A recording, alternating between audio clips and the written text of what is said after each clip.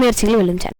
வணக்கம். இன்றைக்கி நம்ம ஒரு சுவையான டேஸ்டான ரோட் சைடு எம்டி சால்னா வந்து எப்படி செய்யலாங்கிறத பார்க்கலாம் வாங்க. அதுக்கு தேவையான பொருட்கள் நம்ம பார்க்கலாம். தேங்காய் வந்து ஒரு அரை மூடி இது மாதிரி நீங்கள் பல்லு பல்லாக எடுத்து வச்சுக்கோங்க. தக்காளி வந்து 2 தக்காளி எடுத்துக்கோங்க. பெரிய வெங்காயமும் 2 எடுத்துக்கோங்க. இஞ்சி ஒரு சின்ன சைஸ் இஞ்சி துண்டு வந்து தோல் நீக்கி எடுத்துக்கோங்க. இதில் வந்து 6 பல்லு பூண்டு வந்து எடுத்துக்கோங்க. புதினா தலை வந்து கொஞ்சோண்டு எடுத்துக்கோங்க. சோம்பு வந்து 1 ஸ்பூன் எடுத்துக்கோங்க. ஜீரகம் ஒரு அரை ஸ்பூன் எடுத்துக்கோங்க. மிளகு 1 ஸ்பூன் எடுத்துக்கோங்க. கசகசா 1 ஸ்பூன் எடுத்துக்கோங்க. பொட்டுக்கடலை இது உங்கள் கைப்பிடி அளவுக்கு பொட்டுக்கடலை எடுத்துக்கோங்க. கடலை வந்து 1 ஸ்பூன் எடுத்துக்கோங்க. மஞ்சத்தூள் வந்து அரை ஸ்பூன் எடுத்துக்கோங்க. கொத்தமல்லி தூள் இது வந்து 1 ஸ்பூன் எடுத்துக்கோங்க. மிளகாய் வந்து உங்களுக்கு எவ்வளோ காரம் தேவையோ அந்த அளவுக்கு வந்து மிளகாய் எடுத்துக்கோங்க. உப்பு வந்து தேவையான அளவு எடுத்துக்கோங்க. இது வந்து இதில் வணக்கி நம்ம போடணும். அதுக்கு வந்து ஏலக்காய் 3, பட்டை 2, கிராம்பு ஒரு 6, கடல் பாசி வந்து 1, அன்னாசி பூ வந்து 1 எடுத்துக்கோங்க. முந்திரி பருப்பு வந்து ஒரு 10 எடுத்து இது மாதிரி பொடியாக நுணுக்கிக்கோங்க. இது தாளிக்கிறதுக்கு பட்டை 1, மராட்டி மொக்கு 1, கிராம்பு வந்து 2, பிரியாணி இலை 1 எடுத்துக்கோங்க. எண்ணெய் வந்து தேவையான அளவு எடுத்துக்கோங்க. இப்போ வந்து ரோட் சைடு எம்டி சால்னா எப்படி செய்யலாங்கிறத பார்க்கலாம் வாங்க.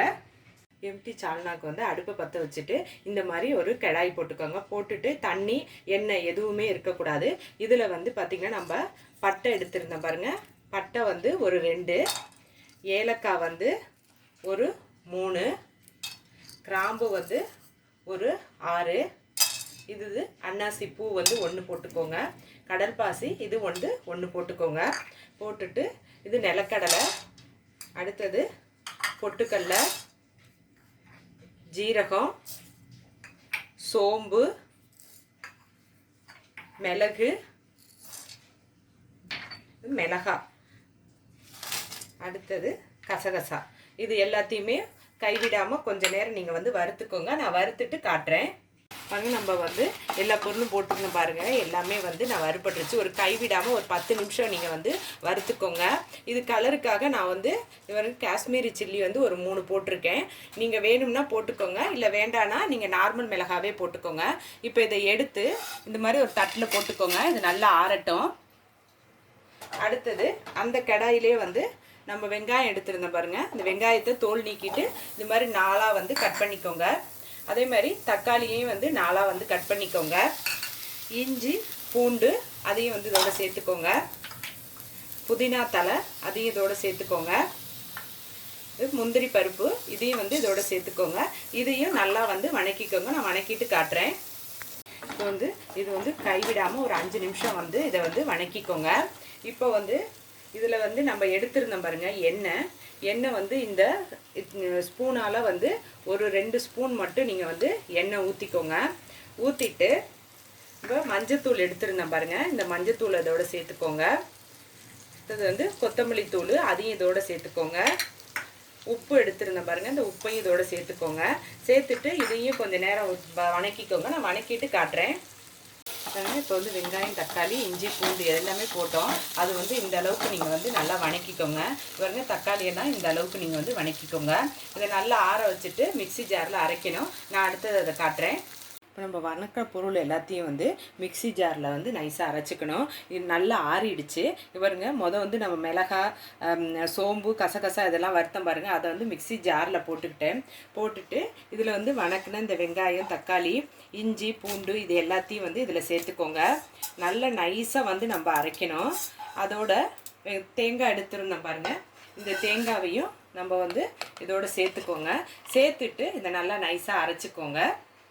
பாருங்கன்னா மிக்சி ஜாரில் சேர்த்த பொருள் எல்லாமே வந்து இந்த அளவுக்கு நைஸாக வந்து அரைச்சிக்கோங்க. இப்போ வந்து எம்டி சால்னாக்கு வந்து அந்த கடாயவே வந்து போட்டுக்கோங்க. போட்டுட்டு நம்ம எடுத்து வச்சுருந்தோம் பாருங்கள் எண்ணெய், அதை வந்து இது எல்லாத்தையும் வந்து ஊற்றிடுங்க. ஊற்றிட்டு இதில் வந்து பிரியாணி இலை வந்து 1 எடுத்துருந்தோம், அதை போட்டுக்கோங்க. பட்டை வந்து 1 அதையும் போட்டுக்கோங்க. இது வந்து மராட்டி மொக்கு அதையும் இதில் போட்டுக்கோங்க. கிராம்பு வந்து 2 அதையும் இதில் போட்டுக்கோங்க. போட்டுட்டு இதில் வந்து நம்ம அரைச்சி வச்சுருந்த இந்த தேங்காய் இதெல்லாம் அரைச்சோம் பாருங்கள், அதை வந்து இதோட சேர்த்துக்கோங்க. சேர்த்துட்டு இதில் வந்து கொஞ்சோண்டு தண்ணி வந்து ஊற்றிக்கோங்க. தண்ணி ஊற்றிட்டு இது நல்லா வந்து தண்ணியாக வந்து கரைச்சிக்கோங்க. இதை வலிச்சுக்கிறேன் நான் சுத்தமாக. தண்ணி வந்து நான் நல்லா கொஞ்சம் வந்து ரொம்ப திக்காக இல்லாமல் கொஞ்சம் தண்ணியாக வந்து இதை கரைச்சிக்கோங்க. இதை நல்லா வந்து கிளறி விட்டுக்கோங்க. இன்னும் கொஞ்சம் வந்து தண்ணி ஊற்றிட்டு நல்லா கொதிச்சதுக்கப்புறம் நான் உங்களுக்கு இதை காட்டுறேன். எனக்கு எம்டி சால்னா வந்து ரெடி ஆகிடுச்சு. அதே மாதிரி இங்கே பாருங்கள், இந்த சைடு ஓரத்துலாம் வந்து எண்ணெய் வந்து நல்லா வந்து பிரிஞ்சு வந்துருச்சு. இந்த அளவுக்கு நீங்கள் வந்து தண்ணியாக வச்சுக்கோங்க.